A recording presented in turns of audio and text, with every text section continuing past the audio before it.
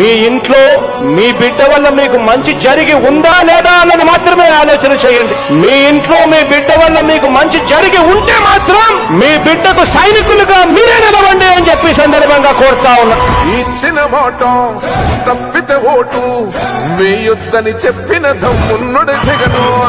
చెప్పిన మాట చెప్పినట్టుగా చేసిన మా రాజన్న కొడుకుర జగను. ఏ కష్టం రావద్దని పేద గుండెకు ప్రతి పథకం పంపిండుర గడప గడపకు.